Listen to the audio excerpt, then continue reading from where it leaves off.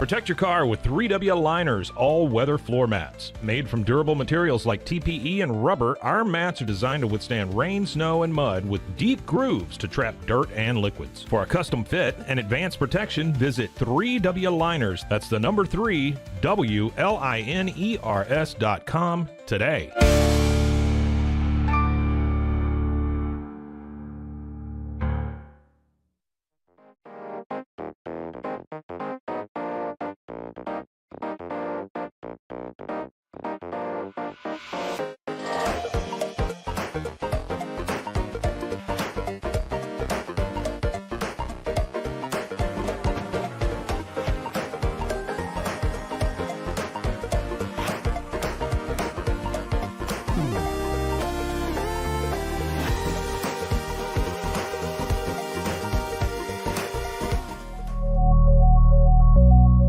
Cases, innovation drives us. Since 2008, we've been creating cutting-edge technology products that make your life easier. With a focus on performance, design, and customer service, we're here to help you work smarter, not harder. Join us on our journey to simplify your world. Visit acasis.com today. That's ACASIS.com today.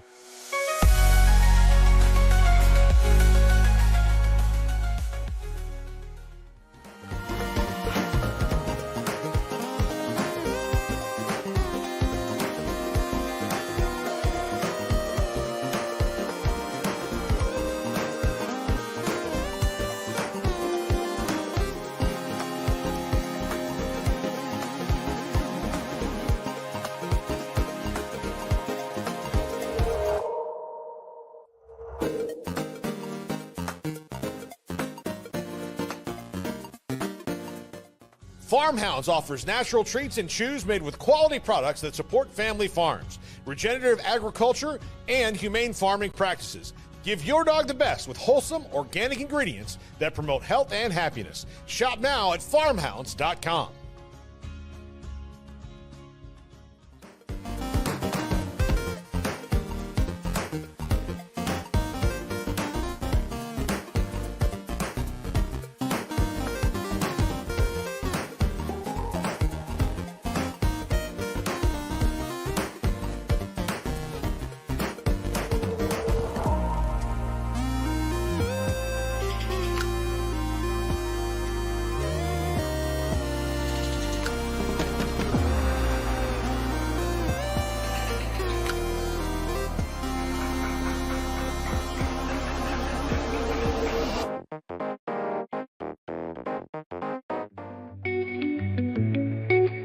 Unlock a world of convenience with Mully Box, your one-stop solution for personalized subscription boxes delivered right to your door.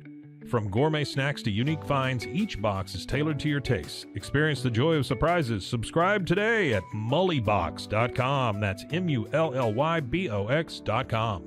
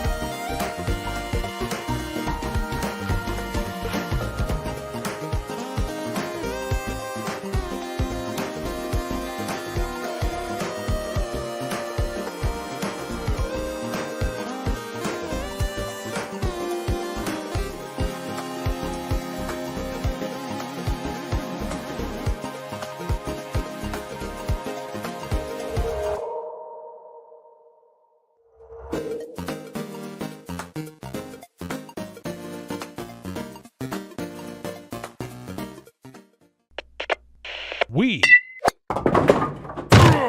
are Rogue Media Sports.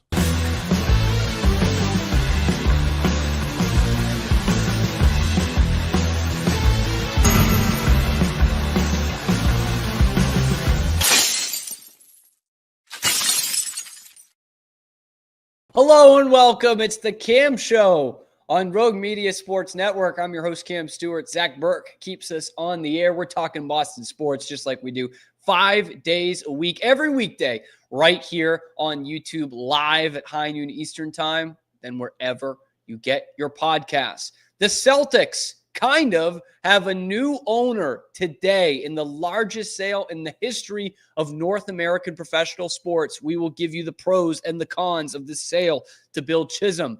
We will also have Matt Barry of the Bruins Benders podcast joining us about the future of the team that actually owns that building, the Boston Bruins, and why they could be a playoff team once again next year. Plus, baseball just can't get out of their own way, dude. I hate piling on baseball so much, but we'll talk with Zach Burke later on in the show about the latest just complete swing and a miss from Major League Baseball. All that and more coming up on the Cam Show. Oh, Celtic pride. Celtic pride, it runs deep for the defending champs. The Boston Celtics can now lay claim to another record. Not only do they have the most NBA championships in history, they are also the most expensive North American sports franchise in history. They have apparently sold today for $6.1 billion to some guy named Bill Chisholm. But it's a guy whose name you need to remember. Symphony Technology something? I don't know. It's a private equity firm in California.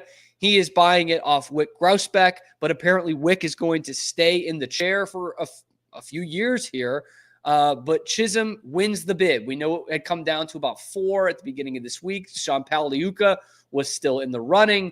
The Phillies owner was still in the running, minority owner. The Friedkin Group that owns Roma and Everton were still in the running, but it goes to the guy who I think probably had the worst odds of all of those guys. The only one who wasn't in on sports already, guy who doesn't own a team. And that is William Bill Chisholm of Georgetown, Mass., and apparently an encyclopedic Celtics fan, big-time Celtics fan, buying the team. Now, the thing about this sale is, and we're going to break down every aspect that we know of in the next few minutes here, but the weird part about it is he doesn't just take over tomorrow. It's a 2-part sale in which the team will, this is 51%, so he'll be the majority owner, but he won't be the full owner until 2027, 28 season, or maybe at the end of that season. But apparently they will also keep Wick Grousbeck on in the chair for 3 seasons. There was a report from Ramona Shelburne, which at this hour, we're still trying to put together a lot of the details here, as this was just made this morning. Ramona Shelburne reports, Wick Grousbeck says in a statement that the new Celtics owner, William Chisholm, has, quote, asked me to run the team as CEO and governor for the first 3 years and to stay on as his partner, and I am glad to do so, end quote. We've seen things like that kind of fizzle out before the expiration date before, but honestly, if you're a Celtics fan, that's about the best scenario that you can ask for right now. You know, you've got a guy who has the money. He's worth almost $8 billion. Okay. He is a Celtics fan. He grew up around here.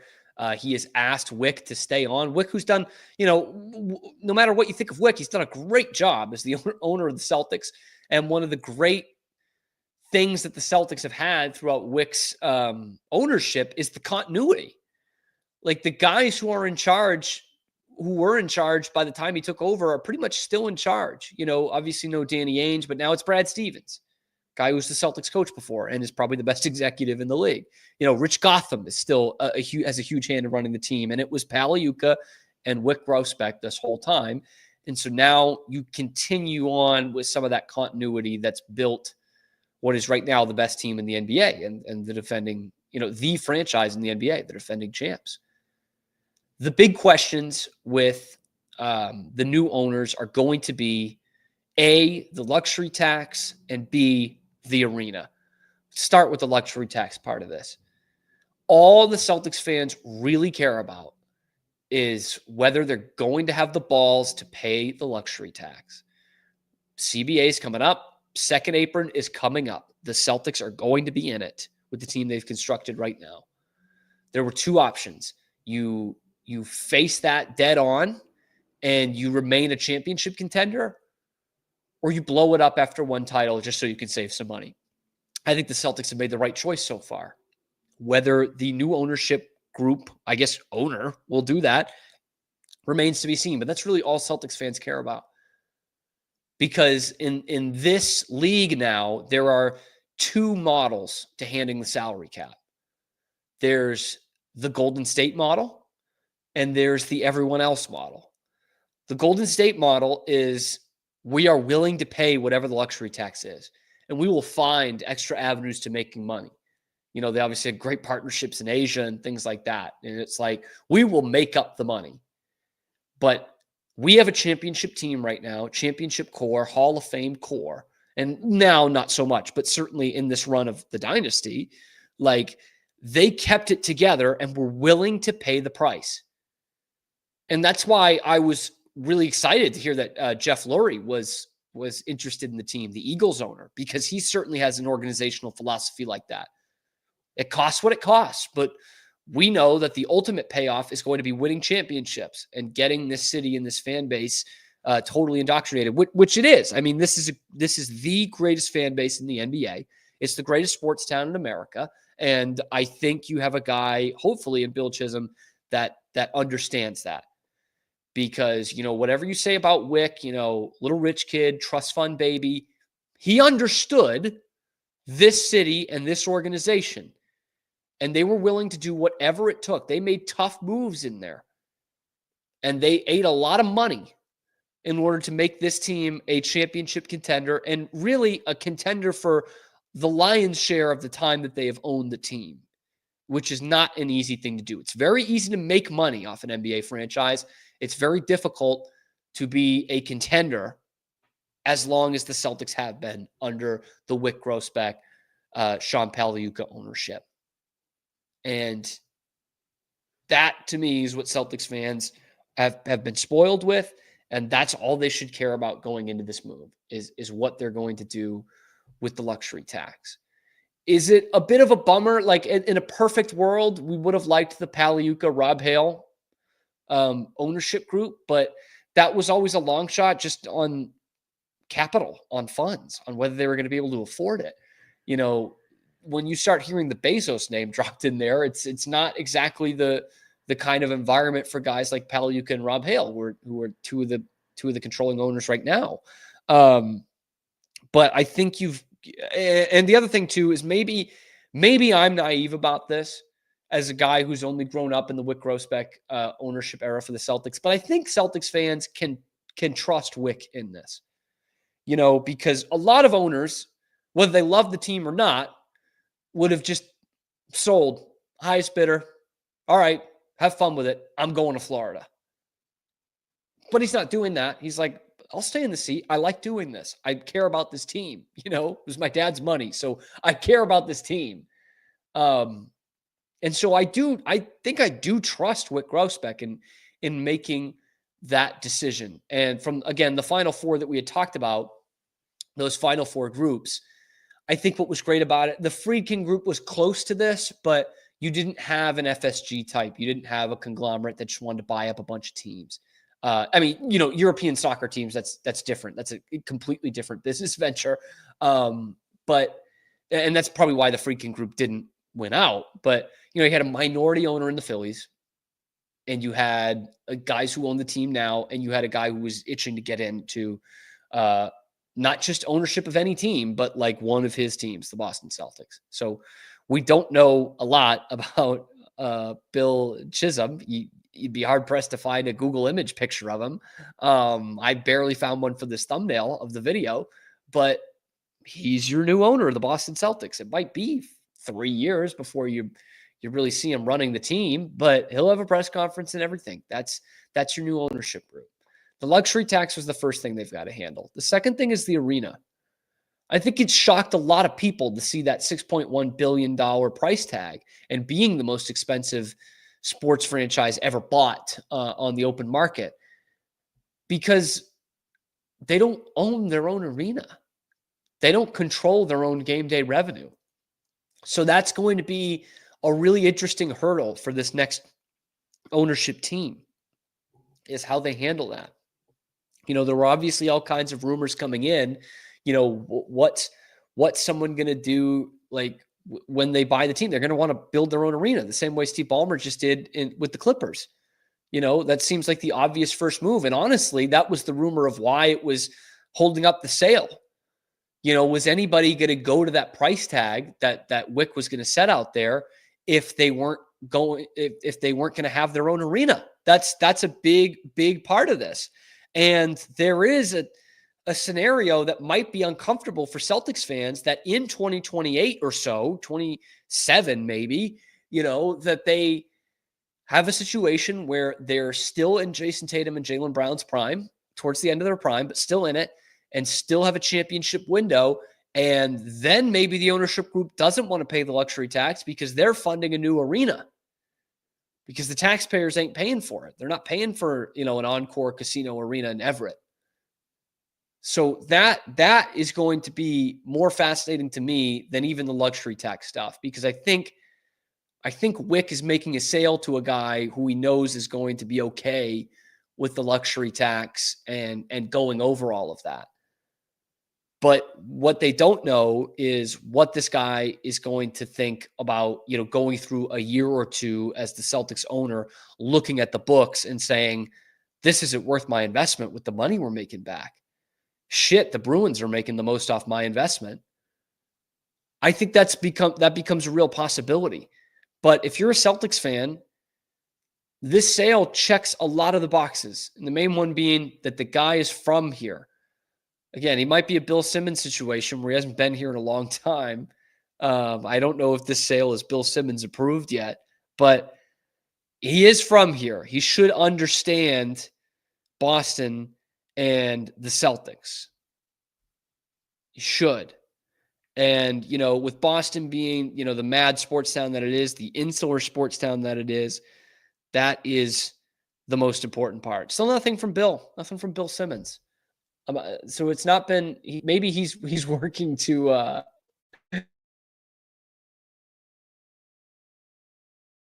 several outlets this morning that certainly looks like it will be the case. He's getting partner 6th Street Partners, 6th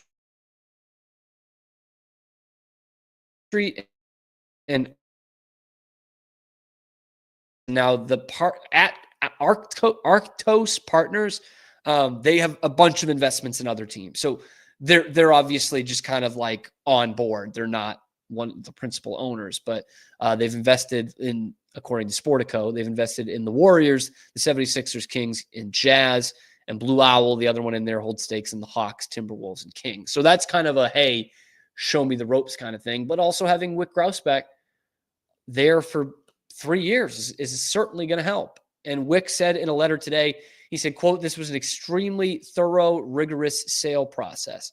We had tremendous interest from potential control owners, and we're grateful for all the considerable time and effort bidders put in over the last few months, especially in the end. Bill and the group he put together came in with a superior final bid." That's the superior final bid, not superior final plan, not superior, outlook, superior final bid. I'm fascinated to hear what the other, investors in the running were willing to bid on a team that didn't own its own arena. That's a lot of money to be paying for Celtic pride, So that to me is and maybe that's the best sign. Maybe that's the ultimate sign that he's ready to go in and invest on this team, not just this franchise, but this team, because clearly he was the highest bidder. He said $6 billion, you say? Huh. Yeah, sure. Why not? He was like, I want the Celtics that bad that I'm going to pay $6 billion for them. So maybe that's the ultimate sign of good fortune for the Celtics, is that they are willing to go for the $6 billion. It's been a weird process because it's been very quiet. It was obviously weird timing. They put the team up for sale right after they won the title. And so we don't know how long that's been in the works of Irv Grousbeck saying, Wick, it's time to sell the team. It's my money. It's time to sell the team. And maybe that was in the works in, 2022. And they said, but we're so close to a championship. Can we get a championship first? Let me lift the trophy first one more time. And they got it. And literally within a week, I want to say, maybe 2, they were selling the team. They said it was up for sale. And it's been a lot of hush-hush. There's been some big names thrown out there, Bezos being the biggest one. FSG kept coming back into the fire, like back into the fray here. It was like we kept hearing FSG bounce back in, bounce back out. That kept us on pins and needles. And now you get maybe the best of both worlds in Bill Chisholm. A guy who doesn't have controlling stakes in other teams. This is the team that he works for, that he owns, and is a local guy. He's got the money, has shown already that he's willing to go above the asking price, potentially, or above what anyone else was going to do. And he's a local guy, and he doesn't know anybody else, doesn't know any other teams. If you're a Celtics fan and I gave you those three things to begin the process, you'd say, I don't care who the guy is. I don't care what the name is. I don't care if I've heard of him or not. If he fits those three criteria, I'm in. And right now the Celtics are in with Bill Chisholm, the new owner of the Boston Celtics, for a record price, $6.1 billion. There is some bad news for the Celtics fans in this. I just saw this on Twitter in the break before we came into this segment. And that is from Adrian Torres at @yo_A_T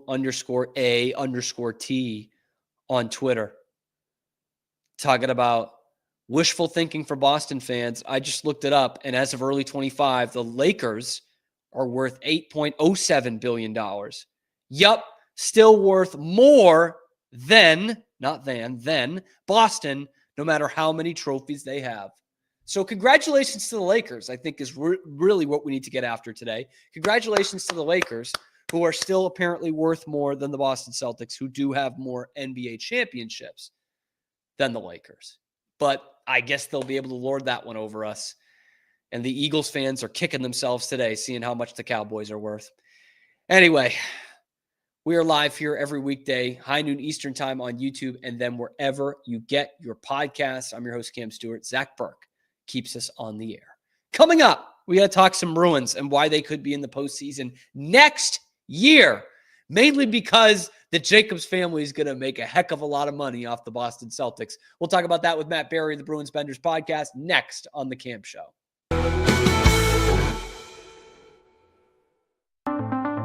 Transform your workspace with Hanomi Ergonomics. From adjustable chairs to standing desks, we provide solutions for comfort and productivity, whether at home or in the office. Improve your posture, reduce strain, and work smarter. Visit us at hanomi.co today. That's HINOMI.co today.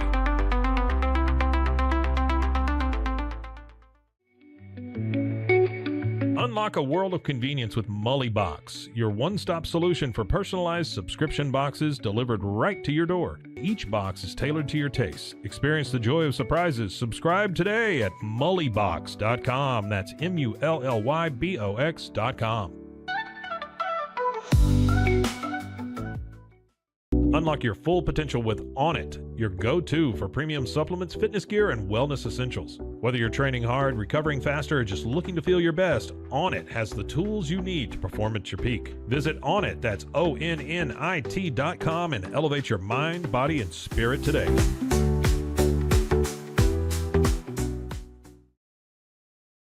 At Rolls Rolla, we don't just sell wallpaper, we create cohesive, cozy spaces. Our deep understanding of design means every pattern, color, and texture is carefully chosen to complement your home. Plus, we use advanced technology and water-based inks for vibrant, eco-friendly prints, ensuring a healthier environment. Visit rollsrolla.com to transform your space today. That's ROLLSROLLA.com today.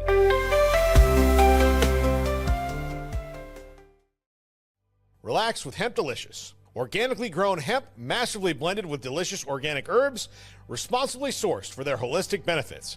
Each sip offers calming, antioxidant-rich wellness. Brewed just for you. Sip the calm with Hemp Delicious. Find your blend at hempdelicious.com. At Tusain's, we understand that maintaining a healthy lifestyle can be challenging, especially in today's fast-paced world. That's why our mission is to make fitness accessible to everyone, anywhere. Committed to excellence, we adopt a user-centric approach guided by ergonomics and medical science. With a team of seasoned professionals in R&D, design, and manufacturing, we prioritize quality across our entire product line. Visit Tusains.com today and start your journey to better health. That's TOUSAINS.com. Ready to bring your vision to life? At Small Rig, every idea, design, and product is inspired by you, the creator. With our industry-first under co-design mode and the Dream Rig free customization project, we unite with global creators to turn big dreams into reality.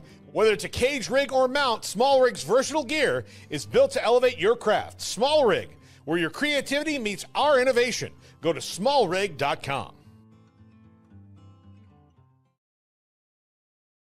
Calling all Marvel fans, get Marvel Unlimited and unlock over 30,000 comics featuring your favorite heroes and iconic stories, all available to read anytime, anywhere. Whether you're into classic tales or the latest adventures, there's something for everyone. Don't miss out. Head to marvel.com/unlimited today and start your Marvel journey now.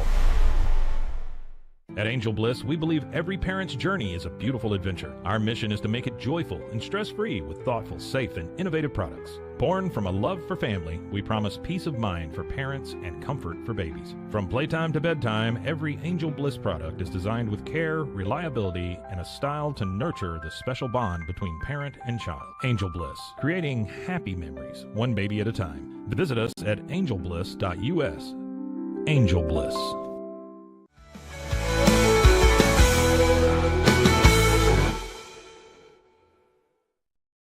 Back here on the Cam Show, Rogue Media Sports Network. We are live on YouTube just as we are every weekday, high noon Eastern time, and then wherever you get your podcasts. I'm joined by Matt Barry of the Bruins Benders podcast here. And Matt, I got to think like the sale of the Celtics this morning, one of the big winners has to be the Delaware North Company and the Jacobs family, because they're like, yeah, we're not going to get that playoff gate this year, but $6.1 billion. I mean, there go the Jacobs family once again, just laughing all the way to the bank as we have to watch this crap Bruins product.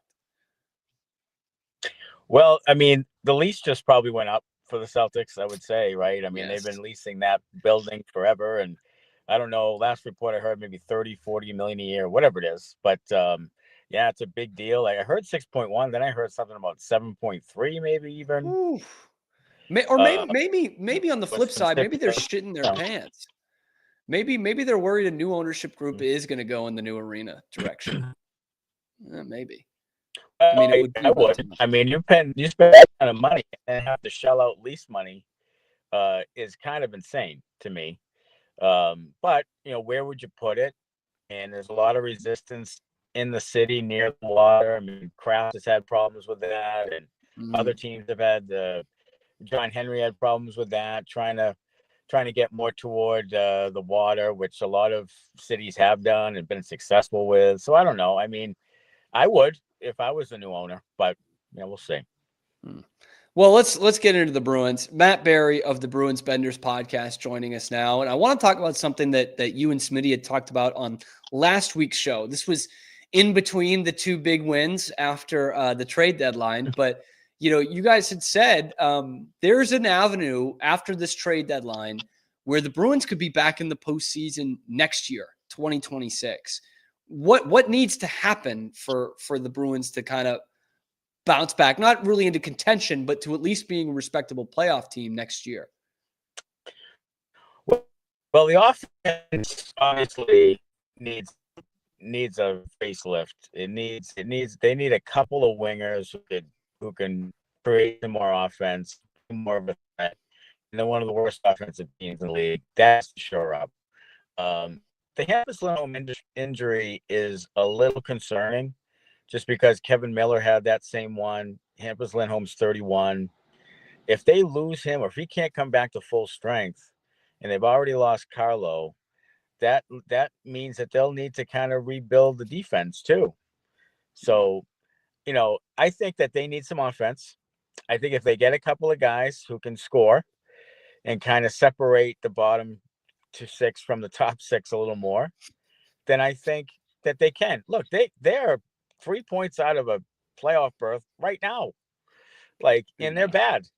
So, next year if they can improve some, they can make the playoffs. Now, I'm not saying they can win the Stanley Cup, but they can get right back to where the Jacobs family wants. And you bet your ass that Don Sweeney is going to try to do that, because that's how he saves his job is if they get right back to playoff contention. Yeah, and they are, as you said, 3 points out. They'd obviously have to leap a bunch of teams to get there. And you look at how wild this Eastern Conference is. It's like I look at those teams there, Ottawa, the Rangers, the Blue Jackets, and they're I mean, obviously the Rangers have bounced back a little bit. The other ones are nice stories this year, Detroit. But there's still question marks as to whether, like, oh yeah, these guys are here to stay. I think Montreal, you're starting to see, that's a team that should be competing for the postseason the next couple of years. They should only be getting better. But the other ones, I think there's still enough question marks there that the Bruins can attack that and should be able to attack that. And looking at, it's kind of interesting. You say they might need to revamp the defense because they thought they had done that this past off season, but when you have to trade a couple away and a couple get big time injuries, it certainly becomes that. But looking at what they actually got in the trade deadline, like obviously they didn't get these huge returns. I thought they got good returns, but it's not like, hey, here's the guys that are going to ride us out, to the end of 2025. But looking at some of the guys they've brought in, who do you think sticks with this team? And do you think that they've changed the identity of the way they play a little bit with these short-term moves? Well, we've been clamoring for them to change their identity to more of a hard forechecking, like quicker team. And I think they've gotten much quicker. I mean, we've already seen that in the couple of games that they played that they won. They just aren't talented enough. And that's why Tampa Bay and Ottawa dusted them, because they aren't talented enough. But they are quicker, faster. I think Middlestat will be here. I mean, at least for the next couple of years. I mean, he's a quality middle six guy. Hustadinov, I think that they like, and I think that they're probably pleasantly surprised with what they see for him offensively, because he was used primarily as like defensive fourth liner with Minnesota. So there's something there maybe for a bottom six guy. So I see probably those two people. I don't think there's a future for Lauko. Rumors were that he was brought back because he's Swayman's buddy or some ridiculous thing. So I don't know. And Koepke, I don't know if they're going to bring him back. I'd rather them not. I'd rather them just start. I'd rather not bring back John Beecher either. He doesn't really provide anything. So I think Middlestat and Husnadinov will be there. I think Husnadinov will probably start in Providence next year, I would assume, unless he really has a great camp. Matt Poitras would have to start at the Bruins next year and see what you have with him. Give him a top six role and see what it is. And if it doesn't work, it doesn't work. So there's some there, but they need a couple of wingers, and they need them pretty fast. Yeah, we got Vinny Lettieri's not going to be there. And Elias Lindholm is a complete anchor on this thing. I mean, he sucks. Yeah. I mean, he's just not good enough. So he needs to be much better. By the way, you have nailed Husnadinov by now. Like I mean, I was saying all sorts of things that were probably inappropriate because I had no idea what I was talking about. They could just be slurs in Russian for all we know. We were calling him nutty for a while, and we still call him nutty if we don't want to think for 2 seconds. Yeah, but he, I like him. I just pump the brakes on a guy like that. But he's had 75, 77 NHL games, has like 4 goals. You know what I mean? Like, so let's just pump it a little bit. He's not the second coming of Dmitry Kovaltanov or someone, or Mariusz Tchaikovsky, or we said he was more Grigory Pantaleyev than he was Dmitry Kovaltanov. So we'll see what happens with him.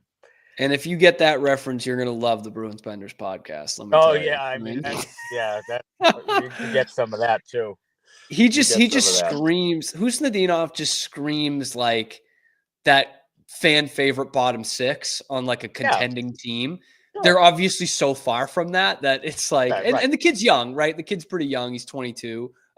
So you got some time on that, but that's I wouldn't hate Kastelik, Husnadinov, and somebody on that fourth line. Like I wouldn't hate that. Like I think that would be a look, they play 10 minutes a game, fourth liners. Yeah. Like, this is what I can't stand about the organization. They're so hell bent on signing them and securing them and everything. They play 10 minutes a game. Like, they don't factor into the game nearly as much as other players do. So that's what drives me nuts about it. Like, that's their wheelhouse, like signing fourth liners and extending them 3 years. And it just is unnecessary. And it's an organizational thing because Chiarelli did it too. Which is Boston, weird.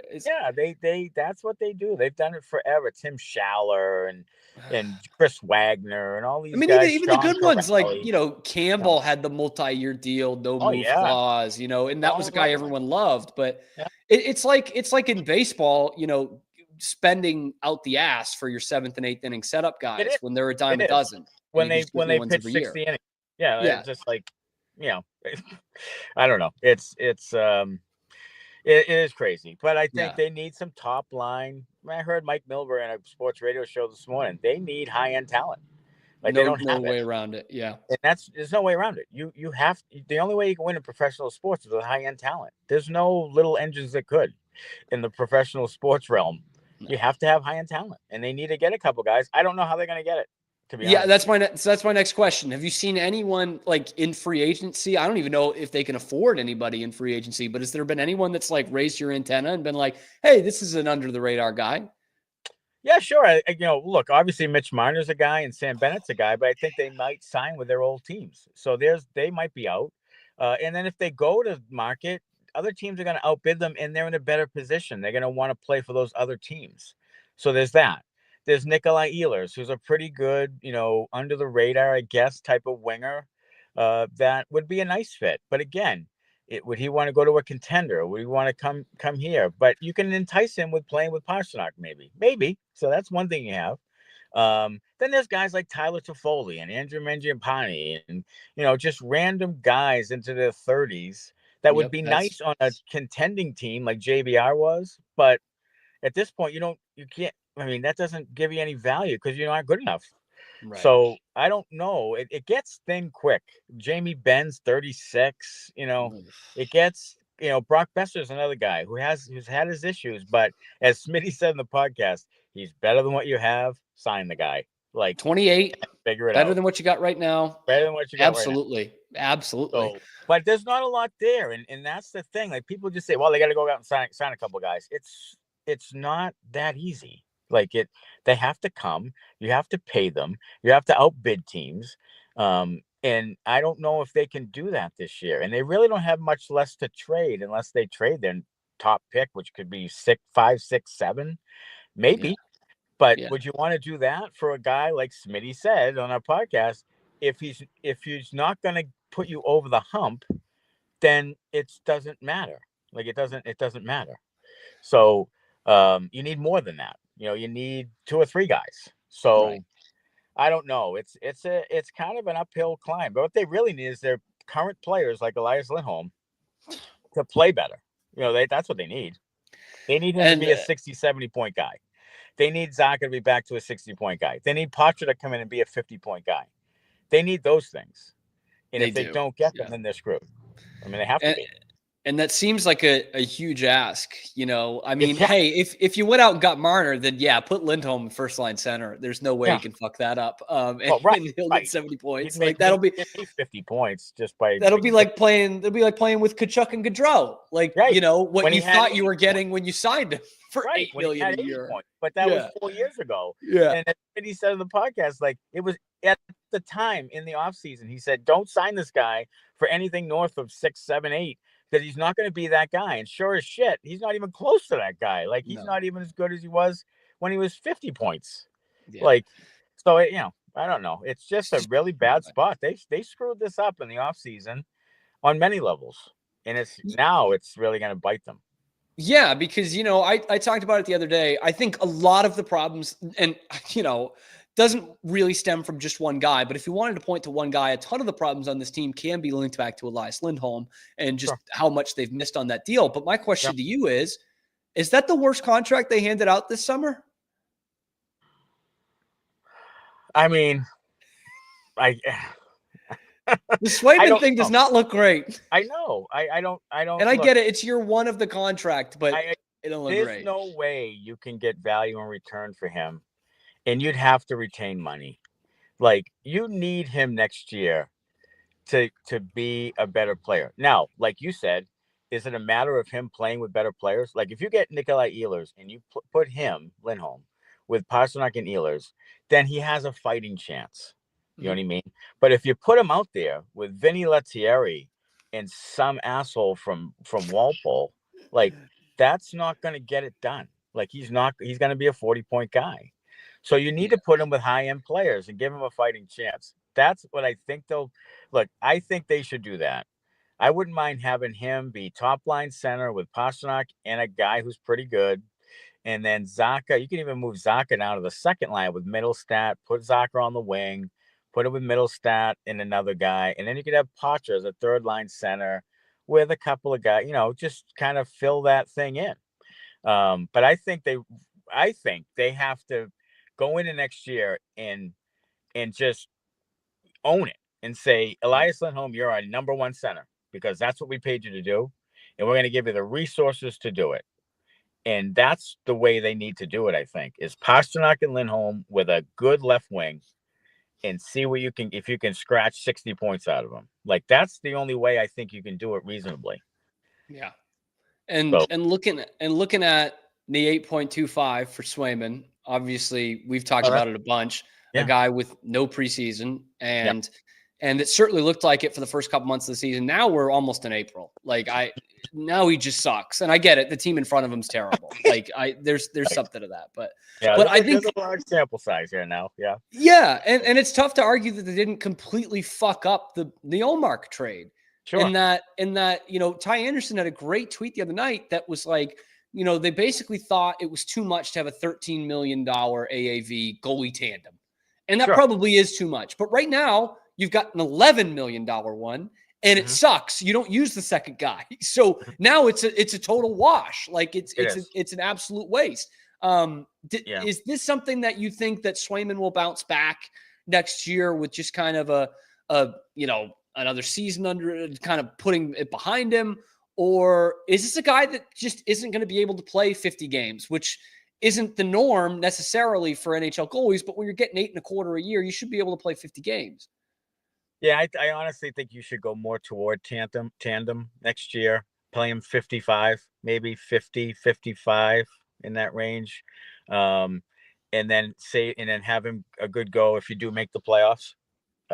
I wouldn't play him 65 games and expect him to win another 16 games in the playoffs. I wouldn't do that. Yeah. So I think they should do a little bit more tandem next year, at least the first 2-3 months, make it feel more comfortable. Look, I think he's better than this. He's going to be better than this. I really believe. I think he'll have a decent year next year. But decent's not going to be good enough for a large part of the season when they aren't as talented. Like, they really need to rely on defense and goaltending, and he needs to be much better. I think he'll have a training camp. I think he'll come in ready to go. He'll probably want to be better than he was. And I think he will be. But I think he's one of the least of their concerns. I do. I think at the end of the day, he'll be better. They need to score more goals, and they need to be better in front of him, and they need to find an identity and stick with it. And they need to get a couple of guys to help out the roster. But I think Swayman will be okay. I'm with you. I don't think he can play 80 games in the season, 75, 80 games in the season. I think he'll wear down. He's never done it in his life. No. So that's a real concern. But you paid him quite a bit of money. So this is a lesson for everyone. Yep. Shesterkin's deal is far worse. Crazy. It's just insane. It's just insane. But that team might be in not a worse situation than the Bruins, but more similar than people think. I know they've made a push here, but they're not in a great position. Not great. It's not great. Especially with the Panarin thing coming up. The Panarin things, the Vanderjag blows. True. Yeah. Kreider's getting done. That's a team that's just about to kind of hit the same thing the Bruins have. They really are. And Laviolette's been killing people, and it's been a tough one this year for them. So that's not. You're right. They're not in a great spot either. No. Matt Barry of the Bruins Benders podcast. You guys got a late one tonight, 9 p.m. or 10 p.m. 10 Eastern p.m. time, right? Yeah, 9 p.m. in Central as the Bruins take on their old pal, Bruce Cassidy and the Golden Knights. So you guys will have a post game. You have an episode dropping as well. Post game episode dropped this morning. It's on all the platforms. It's on YouTube now too. And then we go Thursday night and then Saturday nights 10:30 start against San Jose. It's going to be a long four games here on the West Coast. Why do we need to start a game at 10:30 on a Saturday? San Jose. What the fuck? That's a brutal one. Yeah. Macklin Celebrini, Will Smith. Sure. You get a little bit of that, but that's about it, man. Yeah, Bruins don't have that. At least I have that. Yeah, right. So at least you get to watch that. Anyway, Thanks, Matt. I always appreciate it. Matt Barry of the Bruins Benders podcast joins us every Thursday to talk Bruins, and we will find shit to talk about with this team till the end of the season. We will. Sure. Yeah, rest assured there. Sure. Yeah. So we will see you next Thursday. Check out the Bruins Benders podcast. I'll probably be in there tonight, midnight Central Time, commenting on the Bruins loss to the Golden Knights tonight. Coming up on the Cam Show, we're going to bring Zach in here. We're going to talk about the PR machine known as Major League Baseball. That's coming up next on the Cam Show. Dive into adventure with scuba.com, your ultimate destination for top-tier scuba and snorkeling gear. With over 20 years of experience, our expert staff, who've dived everywhere from the Galapagos to the Maldives, provides personalized advice to help you find the perfect gear for any underwater journey. Shop leading brands like GoPro, Aqualung, and Scuba Pro. Whether you're a beginner or a pro, trust scuba.com for the best in diving equipment and expert guidance. Explore now at scuba.com. That's SCUBA.com. Scuba.com. BizChair.com, your one-stop shop for premium commercial furniture that blends quality with affordability. From ergonomic office chairs to durable restaurant seating, we cater to diverse industries including corporate, medical, hospitality, and education. With over 20 years of experience, we offer fast shipping, exceptional customer support, and furniture solutions that stand up to high-traffic environment. Elevate your space with BizChair's vast selection of stylish, reliable, and cost-effective furniture. Visit us today at BizChair.com to transform your business. Level up your game with Corsair, the global leader in high-performance gear for gamers, content creators, and PC enthusiasts. From award-winning PC components to premium streaming equipment, smart lighting, and esports coaching services, Corsair delivers an ecosystem designed for peak performance. Whether you're a casual gamer or a pro, alleviate your setup with Corsair. Shop now at Corsair.com. That's Corsair.com. Corsair. At Mitzi, we believe the right light can transform any space. Born from a third-generation lighting family, we craft beautifully designed, premium lighting that's made to be affordable. Inspired by Grandma Mitzi's eclectic style, we're on a mission to make high-quality lighting accessible to all. Whether you're updating your space or adding a unique fixture, Mitzi has the perfect design for you. Beautiful, well-made lighting without the high price tag. Discover your perfect light at Mitzi.com. That's MITZI.com. Mitzi. Founded in 1910, Samsonite is the world leader in durable, high-quality luggage and travel accessories. Made to the highest standards, our products won't let you down. We give you the confidence to get out there and explore. Inspired by the past, devoted to the present, and built to inspire a multi-generational future, Samsonite is here to elevate your journey. Travel with Samsonite and pack confidence every step of the way. Shop now at shop.samsonite.com. Samsonite. The grinder mentality that Randy and Brent Habert built into 44 Pro runs deep within our team. Every member shares a passion for the craft, the game, and most importantly, the player. When you step onto the field with a 44 Pro custom glove, you'll feel the difference. It's not just a glove, it's a 44 Pro. Crafted with dedication, made for performance, and built to last. Get your custom glove today at 44pro.com and experience the 44 Pro difference. That's 44pro.com, 44 Pro. At Angel Bliss, we believe every parent's journey is a beautiful adventure. Our mission is to make it joyful and stress-free with thoughtful, safe, and innovative products. Born from a love for family, we promise peace of mind for parents and comfort for babies. From playtime to bedtime, every Angel Bliss product is designed with care, reliability, and a style to nurture the special bond between parent and child. Angel Bliss, creating happy memories, one baby at a time. Visit us at angelbliss.us. Angel Bliss. Golf Partner, the world's largest golf store network, offers more purchasing opportunities than anywhere else. With a dominant market share and a wider selection of quality secondhand golf clubs than our competitors, we make it easy for you to enjoy the game with affordable, top-quality equipment. Join us at golfpartnerusa.com and discover why we're the trusted choice for golf lovers worldwide. That's GOLFPARTNERUSA.com. Golf Partner.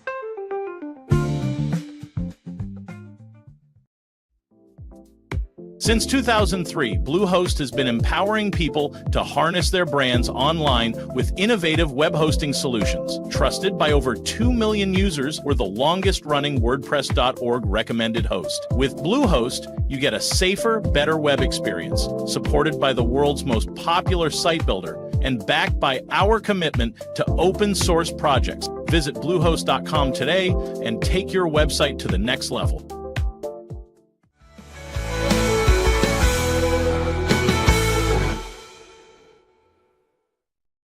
We're back. It's the Cam Show on Rogue Media Sports Network. Yeah, send yourself out there, Zach, huh? I can't hear you. You're muted. Like it's just muted on stream. Yeah, I see that. As I was saying, oh yeah, I was here ready to go. And then you told me that you couldn't hear me. So that was great. Were you ready to go?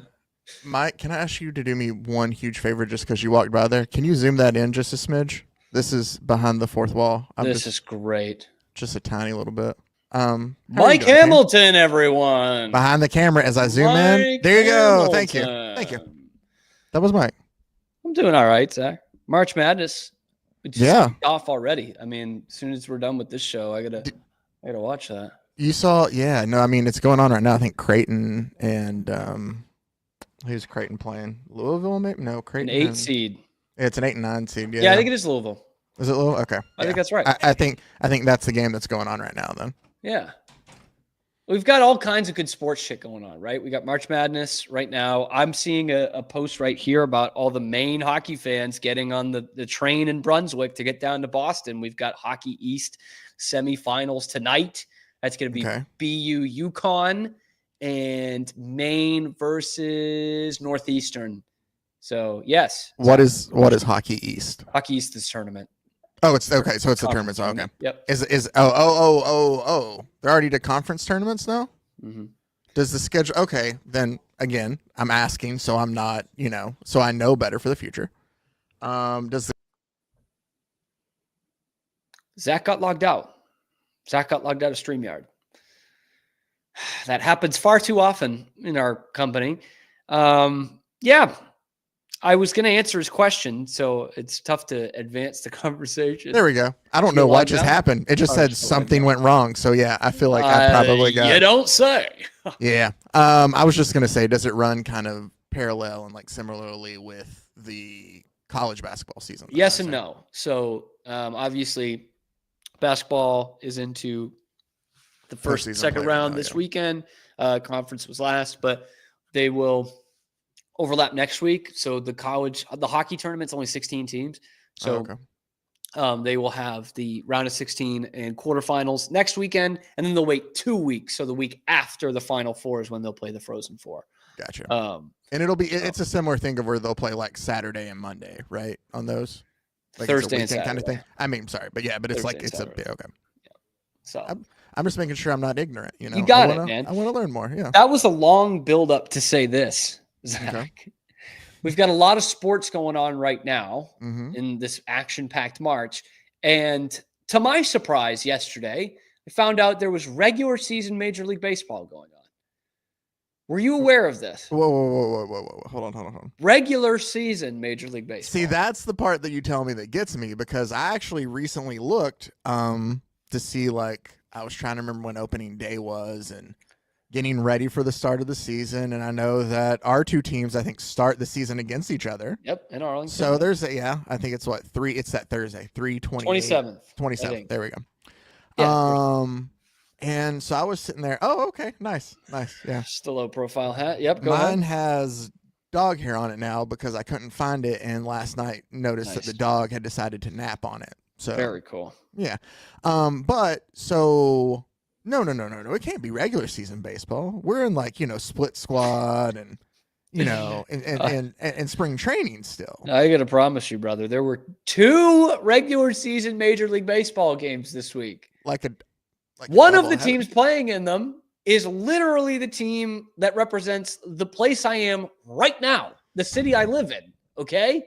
The Cubs have played the Dodgers twice this week in Japan in the Tokyo series on at like 6:30 in the morning. And Lord only knows where it's broadcast, and had no idea about it. The best player on the planet is back home playing in Japan in a regular season baseball game, and nobody knows anything about it. 10 days before everyone else is kicking off the regular season. So not only do they get that, a week and a half before everybody else, they're then not going to play on traditional opening day. The Dodgers and the Cubs will not. Yeah. So what the hell? How does that make any sense? It doesn't, because I'm sitting here and I'm trying to remember. I feel like the Mariners and A's did this when Ichiro was still with the Mariners. And I feel like it was a couple days before the start of the season. It wasn't a full 10 days. And so people have been saying, well, you get the time change. It's a different part of the world. You need a couple. I was like, dude, they play games in London in June, like smack in the middle of the season. They just do that. You can still play them at the 6:30 in the morning, but why not kick off the season with that? Make a big deal of how the best player in baseball is playing games back home. It's a 2-game series. So let's say, opening day is next Thursday. Play one of the Tokyo games on Wednesday or Tuesday, and you just do the 2 days leading up to opening day, or do 1 and 1, and then they go back and they don't play till Monday. It's fine. We're fine. We're fine with that. Yeah. And that way, at least people know it's going on. Like, nobody knew this was going on. I hadn't heard anything about. I don't even know who won. I think the Dodgers won both. Probably. I'm correct as always. The Dodgers won both. But seriously, brother, I live a half hour from Wrigley Field, and I had no idea that this team was playing. Great that I'm not a fan of the team, but no idea that this thing was even happening. Remember, the Red Sox played in Japan to open the season in 2008, and it was a big deal. Was Daisuke on the team? Yes, that's a big reason why. And I remember they had a New Era commercial. Like, this is the thing. This commercial was everywhere. I should have brought this today, but I literally just thought about it. They had a commercial for New Era hats, and it was, the Red Sox hat, like the ones that the team wears on the field. And this guy, this pudgy 30-something balding business guy is on he's in the airport. He's on the plane. He's going to Japan, and he's wearing his official on-field Red Sox cap. And the Japanese media and fans start following him around the airport. And they got this commercial. Cameras and boom mics and everything. And you start hearing whispers in the background, big puppy, big puppy, big puppy. And then one of the boom mics knocks off his hat, and they just go, oh, he's not Big Papi. That was wear what the players wear. That commercial, Zach, I remember 17 years later, because they actually promoted that game. I'm finding it real quick. Please, man, that shit rocks. It was, maybe with the accents and stuff a little bit dated, but they're like, oh, he no Big Papi. And it's that commercial was everywhere. So there was no mistaking that, yes, the Red Sox, I couldn't even tell you who they played. It could have been exhibitions against the Yomiuri Giants for all I know. I genuinely don't remember who they played, but I remember they were in Japan. But that's the thing too, is both the Cubs and the Dodgers also had exhibition games against other Nippon League teams. Yep. So that should have been at least a little bit bigger deal. That's cool. And I was going to say that should have been cool. Yeah. I type in 2008 Boston on Wikipedia. First thing that pops up, 2008 Boston Lobsters season, which is team tennis, by the way. Boston Lobsters? Boston Lobsters, which is a sick name. It's the first sports franchise owned by Robert Kraft, in case you're wondering. Okay, I was. They were 95 and 67. In late March, the team started the regular season playing in Tokyo against the Oakland Athletics. So, it was there. They opened the season like that. Then I think they played an exhibition at the Coliseum, which was cool. The LA Coliseum against the Dodgers. All right, Those were here, both cool. You heard about them. I don't know. I have a feeling that it's not going to take up our full screen, but I did find it if we want to try to. I'd love to. Because then there's a let's see. graphic I got to show you before we get out.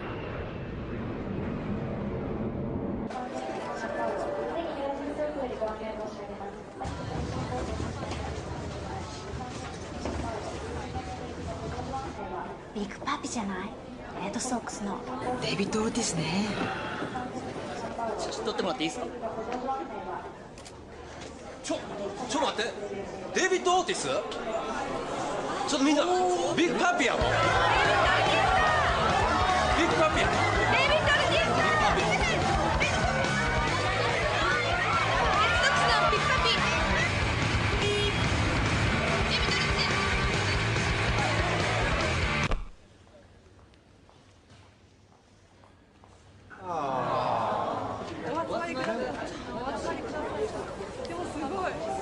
It's that authentic.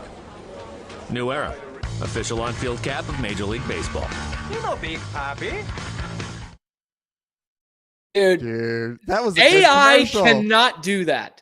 Yeah. That is a great commercial. That is fantastic. That's what commercials used to be sometimes. Most of them were crap, but sometimes they were as good. That's a fucking brilliant commercial, dude. Mm-hmm. And then we knew they were playing in Japan. We did, yeah. And this one's a little tight, man. It's a little tight, but that's such a good commercial. Anyway, so yeah, I saw that yesterday. I was looking at the Red Sox spring training score because I'm a sicko, and I see this one, and I saw a Cubs-Dodgers score, and they both had like 1-0. Next, I was like, 1-0, like they haven't played one spring training game, and I literally had to look it up. I had to like go through channels and be like, oh. They were playing a regular season game in Japan. Like that should be a big deal. That should be one of the big parts of the MLB calendar. And like, could you imagine if the NBA played a game in Japan to open their season? Like you that would hear would be all about it nonstop. Non-fucking stop. Like that's the thing. You can say a lot of things about the NBA, and it does have its problems. Is at least when it comes to marketing, like when they did the midseason tournament, you always hear about the midseason tournament. Like yeah, it is stupid as it everywhere. is, but you did hear it all over the place, man. Yeah. You did. Anyway, one more thing baseball-wise I want to show you. Okay. Because we had some spirited debates on here about the Hall of Fame. There are very few things I like more than debating baseball Hall of Fame, right? Mm-hmm. And I'm wondering if there's just going to be a time where they just let the steroid guys in because they have no one else to put in. If they don't, 2026 might be the year. Okay. MLB put out this graphic of notable first time Hall of Fame guys. Okay. So there's some that didn't make it, but first time Hall of Fame guys in 2026. Here we go. I mean, they give you how many? It's 13.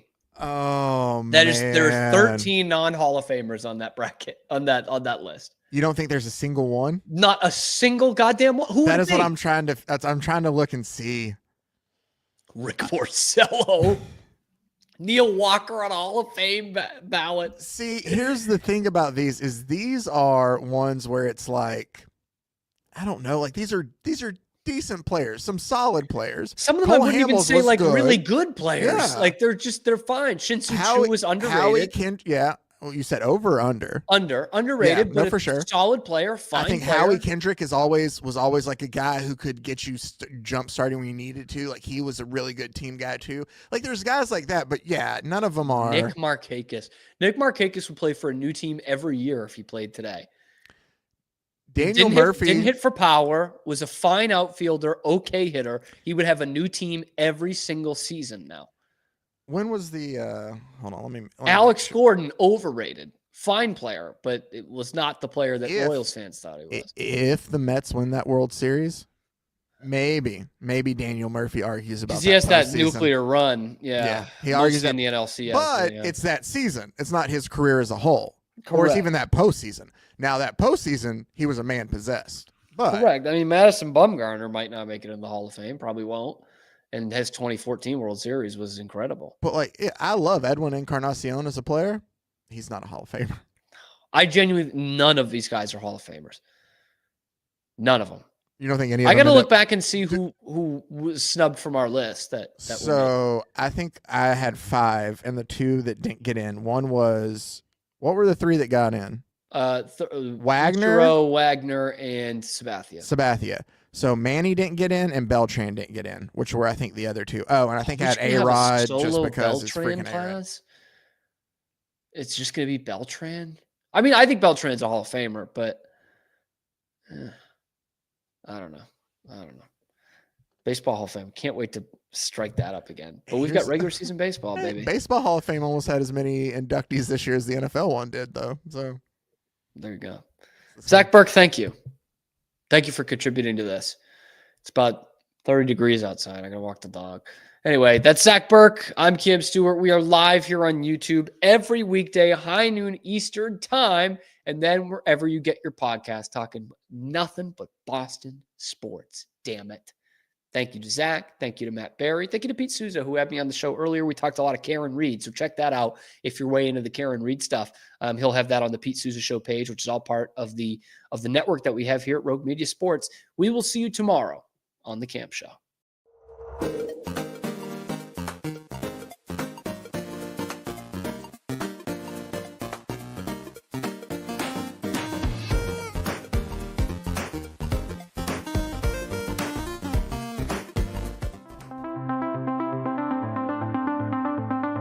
Transform your workspace with Hanomi Ergonomics. From adjustable chairs to standing desks, we provide solutions for comfort and productivity, whether at home or in the office. Improve your posture, reduce strain, and work smarter. Visit us at hanomi.co today. That's HINOMI.co today.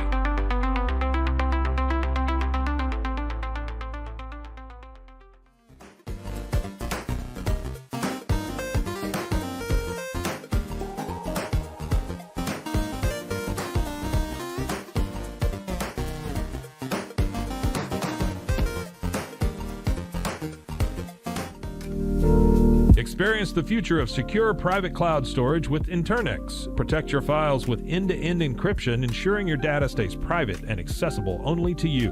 Enjoy seamless, fast storage without compromising security. Visit Internex.com today and take control of your digital life. That's INTERNXT.com today.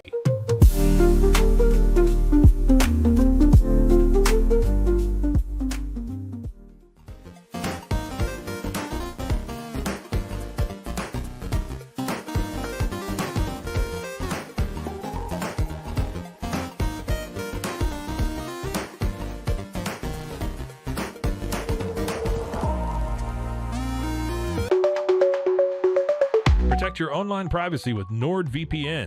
Browse securely, access content from anywhere, and keep your data safe with military-grade encryption. Whether at home or on the go, NordVPN ensures your digital freedom. Stay secure. Download NordVPN today at nordvpn.com. That's NORDVPN.com.